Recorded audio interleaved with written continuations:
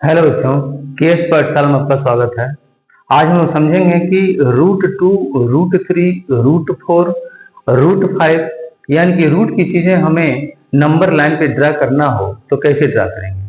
आइए समझाते हैं इसे, बहुत आसान तरीके से बताते हैं, बिल्कुल समझ में आ जाएगा। √2 को हमें नंबर लाइन पे ड्रा करना है, √3 को ड्रा करना है। इसके लिए सबसे पहले हम क्या करेंगे, एक्स एक्सिस हम पहले ड्रा कर लेते हैं। तो हम जानते हैं कि एक्स एक्सिस हमारा कुछ इस तरह से हम इसको ड्रा करते हैं। अब ये हमारा हुआ एक्स एक्सिस। अब हम किसी डिस्टेंस से यहां से लेकर के यहां तक मान लेते हैं, इसको नाम देते हैं ए और यहाँ पे क्या है बी।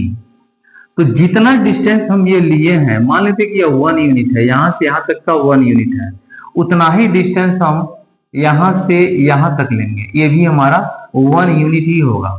इसका नाम हो जाएगा ए बी और ये हो जाएगा आपका सी।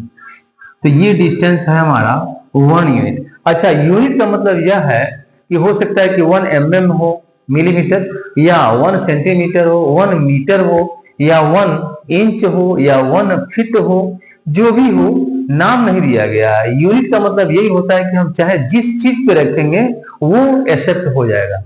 तो यहाँ पे न तो mm लिखा गया है, न सेंटीमीटर है, कुछ भी नहीं दिया गया, तो 1 यूनिट नाम दिया गया है और ये भी हमारा 1 यूनिट। तो हम ये देख रहे हैं कि पाइथागोरस रूल हम यहाँ पे लगाते हैं। कैसे?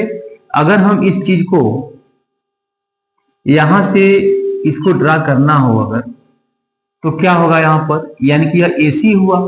तो AC है कितना, तो पाइथागोरस रूल ये कहता है कि AC का स्क्वायर इक्वल टू AB का स्क्वायर और प्लस BC का स्क्वायर। यानी कि AC तो ऐसे रहेगा और रूट में हो जाएगा 1 का स्क्वायर प्लस 1 का स्क्वायर। तो क्या मिलेगा, रूट में 2, यानी कि यहाँ पे जो वैल्यू आएगा √2 हमें मिलेगा। सिमिलरली इसी तरह से हम स्टेप बाय स्टेप बढ़ते जाएंगे। क्या करेंगे यहाँ पर हम, अगर हम ये चीजें हम इक्वल डिस्टेंस पे, यानी कि 1 यूनिट यहाँ पर भी है, 1 ही है, इसका नाम दिया गया है D, यानी कि A B C और यह D। तो यहां से जब हम इसको ड्रा करेंगे, ये चीजें यहां पर मिला रहे हैं, ये चीजें जब हम इसको मिला रहे हैं, तो फिर AD कितना हुआ, तो यहाँ पर पाइथागोरस रूल ही काम करेगा। तो यानी कि AD का स्क्वायर इक्वल टू हमको मिल जाएगा। इसके लिए यह हमारा बेस हो जाएगा और ये क्या हो जाएगा, परपेंडिकुलर, और ये हमारा हाइपोटेनियस।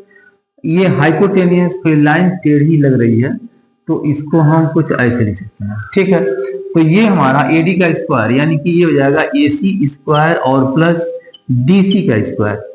तो AC की जगह पे कितना है, रूट में 2, इतने का स्क्वायर, और प्लस DC की जगह पे है 1 है यहाँ पर, तो 1 का स्क्वायर, यानी कि AD हमको मिलेगा रूट के अंदर इतना।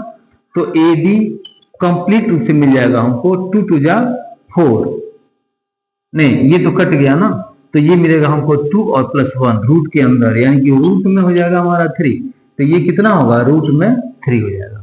सिमिलरली इसी तरह से हम और आगे बढ़ते हैं। यहां से अगर हम एक लाइन ड्रा कर लेते हैं ऐसे, ये हमारा 1 यूनिट ही है, ये भी हमारा 1 यूनिट, इसका नाम देते हैं E। और जब हम इसको मिलाएंगे तो हम AE हमको निकालना पड़ेगा। तो AE अगर हम निकाल रहे हैं तो AE का स्क्वायर इक्वल टू क्या मिलेगा। अब ये AE के लिए ये चीजें बेस हो जाएगा और ये क्या हो जाएगा, परपेंडिकुलर। तो यह बेस है, यह आधार है, और ये क्या हो जाएगा, लंब हो जाएगा। तो ये हो जाएगा आपका AD का स्क्वायर और प्लस DE का स्क्वायर, यह D है, DE का स्क्वायर। तो AD की जगह पे कितना है, रूट में 3 और प्लस ये हो जाएगा आपका 1 का स्क्वायर, और ये रूट में है, यानी कि 3 + 1 इक्वल टू क्या होगा, रूट में 4। तो AE हमको मिला, AE हमको मिल जाएगा रूट में 4। तो यहाँ पे लिखेंगे हम रूट में 4।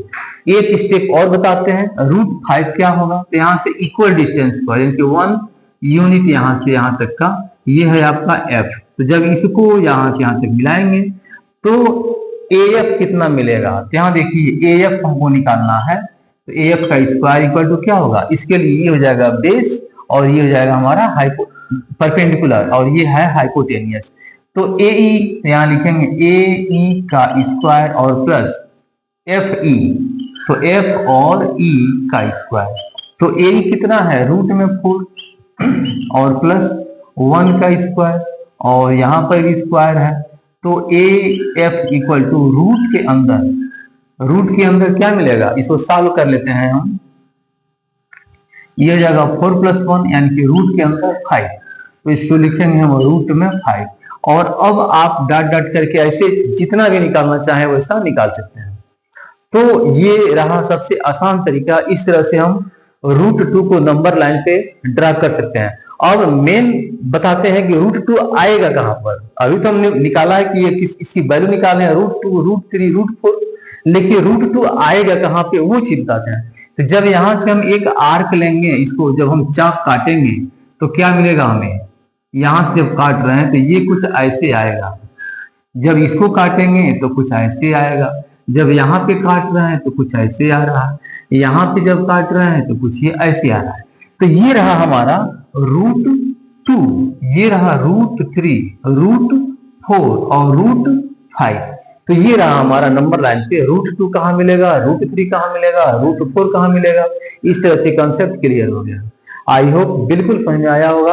अगर नहीं समझ में आया है तो एक बार फिर से बात कीजिए और हम ये चीजें और फिर से अच्छे से और समझाएंगे। अगर आप हमें कमेंट कीजिए, हम उसको और अच्छे समझाएंगे। वैसे बहुत आसान तरीके से बताए हैं, बिल्कुल समझ में आ जाएगा।